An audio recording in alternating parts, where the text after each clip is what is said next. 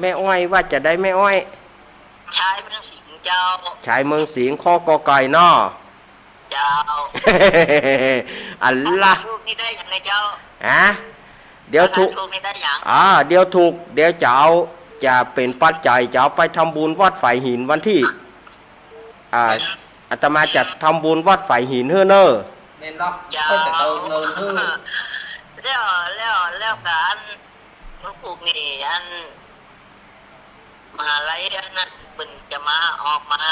บิณฑบาตวัดบ้านวังหม้อเจ้าบ้านวังหม้อเนาะเจ้าอนุโมทนาบุญตัวเนอแม่อ้อยเนอเน้น30 โดนเจ้าเน้น30 องค์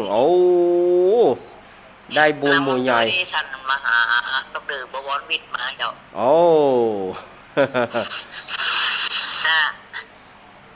จะได้บุญเยอะๆหน่อยได้บุญเยอะๆเนาะเดี๋ยวอาตมาจะทำเฮ้อเนอเดี๋ยวจะเอาใส่ซองแล้วไปทำบุญวัดฝ่ายหินเฮ้อเนาะเจ้ายินดีเนอชายเมืองสิงห์นะเจ้าชายเมืองสิงห์เนาะมาละยินดีแม่อ้อยอัลละโจโลมานี่แต่เดียวกันเนอแต่ยังบ่เฉลยด้วยนะมาแถมแม่อ้อยวังหม้ออันนี้3 คะแนนเจริญปอนแม่สมบูรณ์บ้านไร่ศรีราทองแม่สมบูรณ์บ้านไร่ศรีราทองอำเภอเมืองจังหวัดลำปางระหว่างไม่ใครตอบแม่กดจะตอบชายเมืองสิงห์มีคนตอบไปแล้วแม่อ้อยได้ไป3 คะแนนแม่สมบูรณ์ได้ไป2 คะแนนเดี๋ยวอาตมาจะไปทำอาตมาจะไปทำบุญเฮ้อเนอแม่มาจะโคตรไปเปลี่ยนคนแหลกแล้วไม่พุทธาสักกรรมมายินดีเนอะยินดีเนอะโลลำปางนี่เอาชนะเลิศแต่เอามาการลำปางเนี่ยขอบคุณเจ้ายินดีเนอะแม่เนอะเจ้าแม่สมบูรณ์บ้านไร่ศรีราทองปุ่นเนอะลำปางกดโทรศัพท์วางจีบครับกดโทรศัพท์วางจีบครับแม่นี่ก็ศรัทธาญาติโยมเนอะนี่อาตมาฮึครับอาตมาฮึไปโทรศัพท์แม่วางจีบครับ3 คะแนนแม่อ้อย3ชายเมืองสิงห์ถูกต้องแล้วนะแม่อ้อยได้3แม่สมบูรณ์ได้2นอกนั้น1เนอะเจริญปอนเจ้าลงแม่นี่แม่พิสมัยนางแร่หน่อยเจ้าแม่พิสมัยนางแร่ไม่จะตอบแม่สมบูรณ์ต้องไม่อ้อยไปตอบไปแล้วเล่นละครเทียดเองชายเมืองสิงห์นะเจ้าชายเมืองสิงห์นั่นเนาะเจ้าเจ้าบ่มีแม่พิสเจ้าเป็นกำลังใจเลยแม่พิสมัยได้แม่พิสมัยได้1 คะแนนสาธุแม่พิสมัยได้1นอกวางละโอ้โหอันเนี้ยกำว่าอันศรัทธาญาติโยมจะบ่โทรมาเราต้องกระตุ้นเล่นกันพ่องพี่พิสมัยคนงามบ้านตอนโทรมาตอบปัญหาตัวเปิ้ลก็ได้ด้วยท่านประธานที่เขาลบว่าเล่นบ่ได้เด้อท่านประธานที่เขาลบเล่นกันไปศรัทธาญาติโยมศรัทธาญาติโยมของอาตมานี่กันเน็ตแต่เขาลองถามนี่นะลำปางมา3 สายถูกหมดเจริญปอนไม่แก้วสิงแก้วกระโปงฮั่นมาแต่ละไม่ลืมกันเลยไม่ลืมบ่ลืมม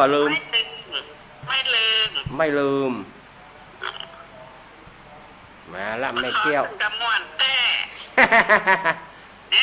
บัตาบันเดอร์7 เปิดตาแล้วบัตอมเนาะบัตาไปแล้วไหนจะว่าอ่านเหมือนกันนั่น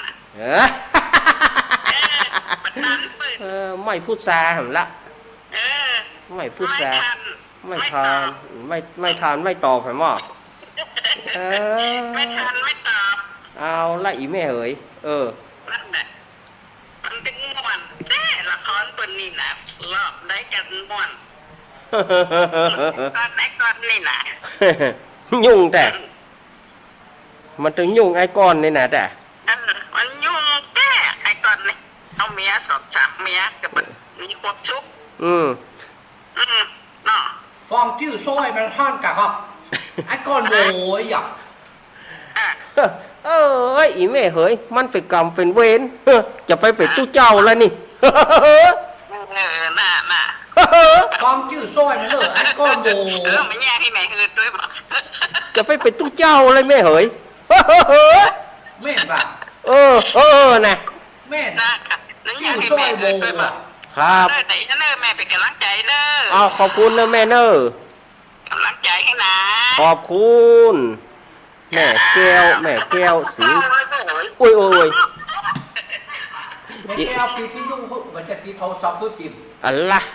เอาแข่งขาเฮาเอามีกอแหม่วนแต่3-2-1เดี๋ยวอาตมาจะเอาไปทำบุญวัดฝ่ายหินเนื้อวันที่20เนอะสำหรับญาติโยมที่ญาติโยมที่ตายปัญหาเพลงเนาะอาตมาจะ3-2-1อาตมาจะเอาไปเฮ้อทำบุญเฮ้อเนอะเจริญปอนอ้าวหายไปหน่อยฮะ เป็นกิด ฮะ ไม่ได้หายไปไหนอ่ะ มันเดี๋ยวนี้อยู่สองตองกันเลย พวกนี้มาเข้ารายการแล้วอ่ะ เข้ากะแต่ช่วงนี้อย่างว่านะได้เฝ้าไม้สลีหลวง ไม้สลีหลวง ไม่ต้องกันเลยว่าอ๋อลูกเน้นมาเข้ารายการก็ไม่ เอ ไป อ ไหนอีก ไม้สลีหลวงเหลือต้นเดียวต้องเฝ้าต้องรักษาไว้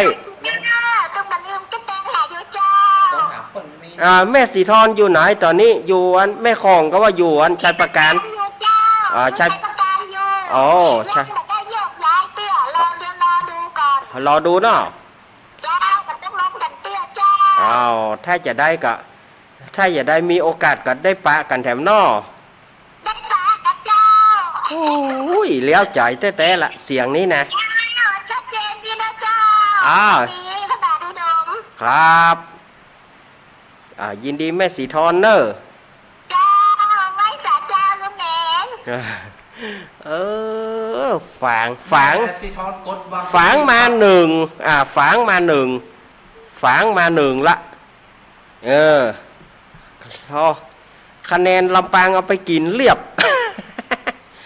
แม่อ้อยวังหม้อแม่สมบูรณ์แล้วก็แม่พิสมัยเอาไปเรียบร้อยคะแนน3-2-1จับพอดี ถ้าขึ้นลงดมภาพก็ดีโผล่เข้ามาก็ได้นะครับโผล่เข้ามาได้เลยนะครับ 089-214-0135มา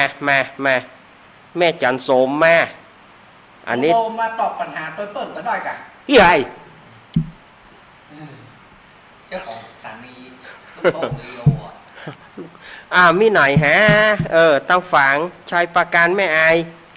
ชายประการมาละเหลือแม่อายก็ฝังแม่พลอยแม่เล็กแม่อย่างก็แม่พรป่าบงแม่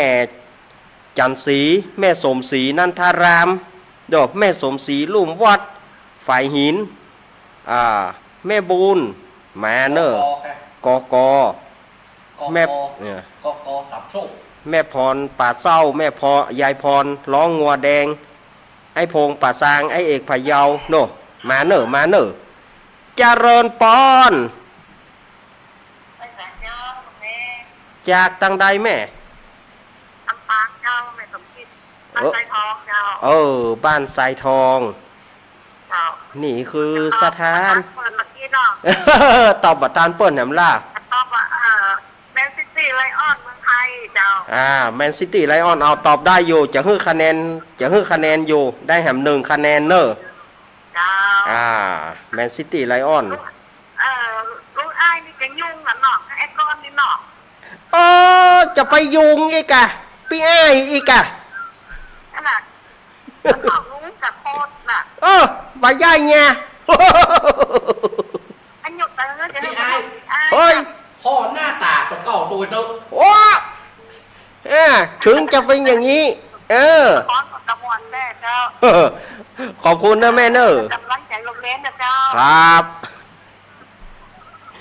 ยินดี แม่ไลออนเมืองไทย ครับแมนซิตี้ไลออนชัยเมืองสิงห์เนาะ เจ้า ครับโอ้อันคือได้แถมคะแนนหนึ่งอ้าว หน้า โอ้ หน้าพี่เหมือนกันลำตกโลดอะ ยินดีเนอะเหี่ยวแค่ไหนมีไฟอยู่เอ้ยะ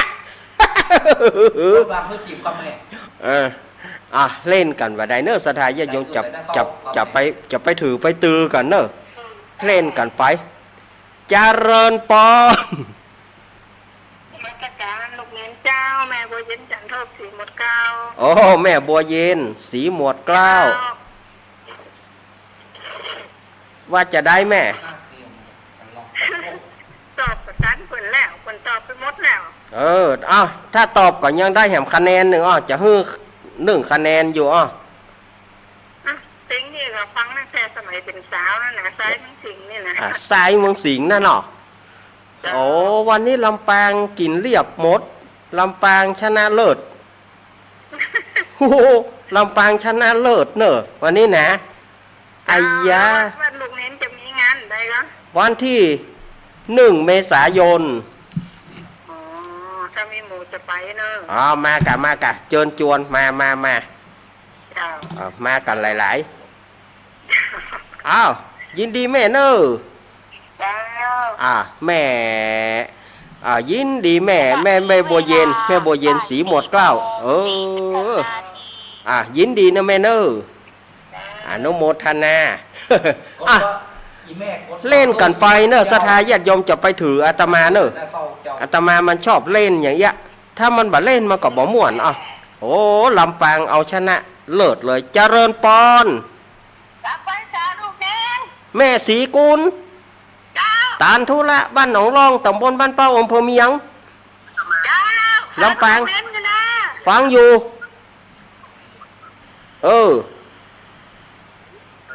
ว่าใหญ่เจ็ดนี่นะเพลงชายมังสิงมันหนวดนี่นะ เนาะ เจ้า ชายเมืองสิงห์นะเนาะ เจ้า ไอ้นี่เสียงเหมือนชายเมืองสิงห์เนาะไผ่ว่า ตะกี้เจ๊อยากว่าจะรับลูกหลอดอีก มันเพียกมันบักเคยเจอมัดเมาน้อ มันบักก็หูจักกับคนมัดเมานี่แหละหันมันเหี่ยวนี่แหละมันมีไฟอยู่เนอะ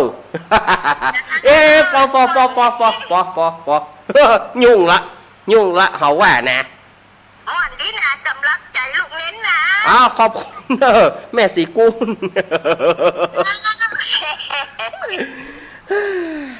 วันนี้อย่างมีลำปาง แม่สิกดวางเพื่อจีบเจ้า สู่มาเถอะฝางแม่อาย ได้เข้าเจ้า ไม่ใช่ชายประการมีท่านเดียว เจ้าของกดวางแต่เจ้า เฮ้ยอาตมาเหือแตกสถานญาติโยมเฮ้ยวันนี้นี่นะปีกไปจะฝั่งไปส่งน้ำแล้วนี่เฮ้อ48 นาที เรือแฮมประมาณเรือแฮมประมาณ6-7 นาทีมีก่อนวันนี้ลำปางเอาไปกินหมดคะแนนขึ้นอุดมมาห้าประกาศโลกไป2 สถาเฮาหังจ้า สถาเฮาหังจ้าเปิ้นเอาคะแนนไปกินแล้วลำปางหนาไปแล้วเนอะลำปางหนาไปแล้วเนอะ น่ะว่าไปสถาญาติโยมเฮ้ยเล่นสถาญาติโยมไปบ่ได้สถาญาติโยมบ่ต้องไปเครียดเนาะบ่ต้องไปเครียดบ่ต้องไปหยังฟังเอาม่วนก็แล้วพอละมหาสมศักดิ์โตเข้ามากันได้นะครับ มันต้องเปิ้นอันนี้ก็สถาญาติโยมมันเป็นการเล่นการหนัวกันไป อย่างสมัยก่อนอาตมาใจนามแฝงของตู้ลุงเนาะเอาปลามาไปจังใดเขาก็ห้องตู้ลุงไปใดๆเขาก็ห้องตู้ลุงพอเขามาแปลงลุงอ้ายเขาห้องลุงอ้ายเหมาะ มีหอยหูตองคือกัน อันมีญาติโยมถามว่าเนี่ยอย่างใจเสียงลุงอ้ายนี่ไปจำที่ไหนมาแล้วไปมีแหงจูงใจอะไรอย่างอาตมาชอบป้ออุดมรังสีป้ออุดมรังสีนี่เป็นนักจัดรายการวพท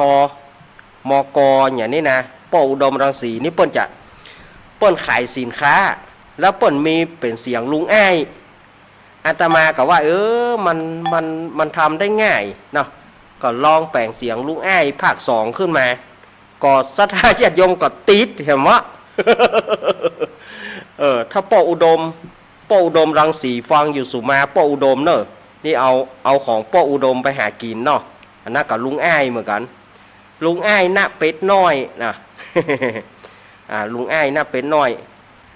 ชิงค่าของบริษัทดีแจ๊เฮ้เนี่ยป้อจะทิ้งทวนน้อยละลุงอ้ายป้ออุดมนะเฮ้การไข้หัวของเปิ้นหน้าไข้หัวแด้ป้ออุดมรังสีเนาะตอนนี้ก็อายุเปิ้นก็ถ้าหยันนักแล้วเนอะป้ออุดมป้ออุดมรังสีนี่นะตมาก็เคารพเปิ้นอยู่นับถือเปิ้นอยู่ฟังเปิ้นประจำสมัยก็เปิ้นขายสินค้าชนิดหนึ่งเปิ้นก็เปล่งเสียงลุงอ้ายนั่นนะไปจะได้เปิ้นก็ ไปเสียงลุงอ้ายม่วนนะม่วนขนาดป้ออุดมอาตมาภาพก็เลยเอามาเฮียนก็เลยติดศรัทธาเขาติดแถมเมาะ เนาะอะไรลุงไอ้ก็ยีเนี่ยกันเนาะมันเปิ้นติดก็ยียะยอ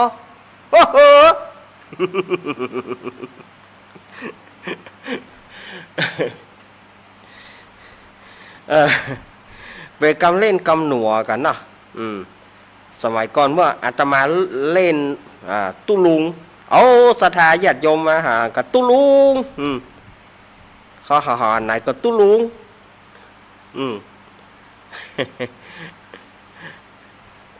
เล่นกันไปอย่างกันไปศรัทธาญาติโยมบ่ต้องไปถือไปตื้อกันฟังเสียงเอาม่วนๆกันแล้วกันอย่าคิดมากอย่าไปกึดนักเนอะเอาวะเนอะช่วงสุดท้ายเวลาใกล้จะเสี่ยงละเหลือสัก2-3เปิ้มตอกเหาะงานหลวงพ่อสถิตสารคูณวันพุกเนอะวันพุกนี้แล้วเพื่อจะเริ่มตั้งธรรมหลวงแล้วก็วันฮือนี่ก็จะเป็นการตั้งเนื้อมหาจาตุเตศเนื้อมหาจาตุ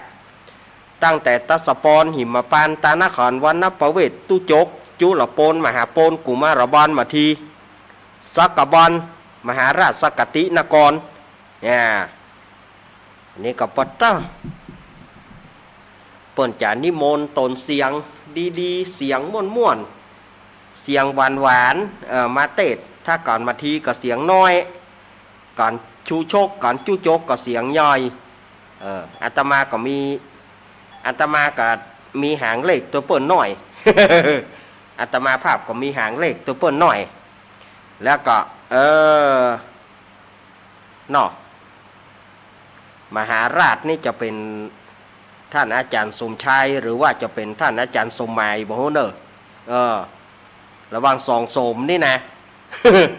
ระหว่างสองสมนี่นะสมชายก็สมหมายนี่นะพอจะได้เตศมหาราชบ่ฮู้เนอะ เนาะอาจารย์สมหมายอยู่ไหนท่านอาจารย์สมหมายชุตินทโรอยู่วัดหนองเขียดวัดคุดเวรุวันท่านอาจารย์สมชายอยู่ไร่พัฒนาหนองผำดอก หูเผียปูนเกินนะศรัทธาญาติโยมว่านี่เปิ้นก็จะไม่ใช่ย่อยนะแต่เปิ้นจะมาเตศเพื่อศรัทธาญาติโยมได้ฟังกันเอาม่วนนะม่วนนะวะ เนาะก็บัดได้เล่นบัดได้อู้เล่นอู้หนัวศรัทธาก็บ่ม่วนแต่อีป่อยแม่เฮยถ้าได้อู้เล่นอู้หนัวบ่มีไผโทแล้วบ่มีไผโทอาตมาก็จะจะ มีไผโทมาจะเอวังแล้วเนอะศรัทธาโดยหล่อเฮามีไผโทแตะเฮาตึงมาแล้วลุง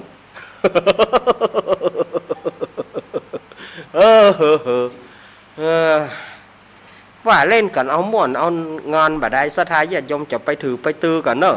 เล่นกันไปวัดอาตมาภาพก็31กับวันที่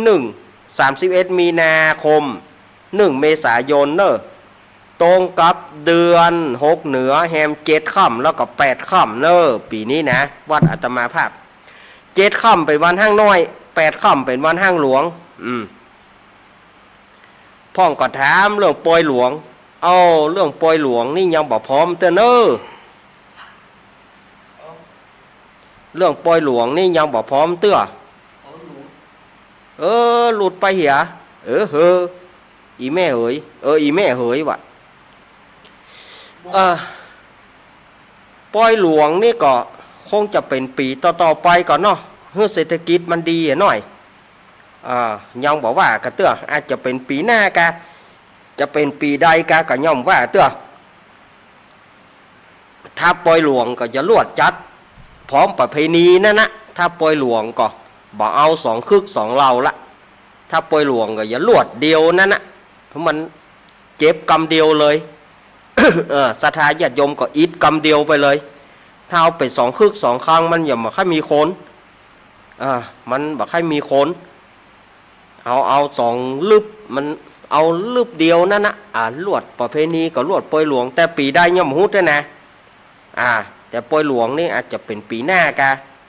ปีหน้าปีในปีจะใครออกดอกปีบอกกอกเป็นหน่วยปีกล้วยเป็นหวีบ่มหัวเนาะ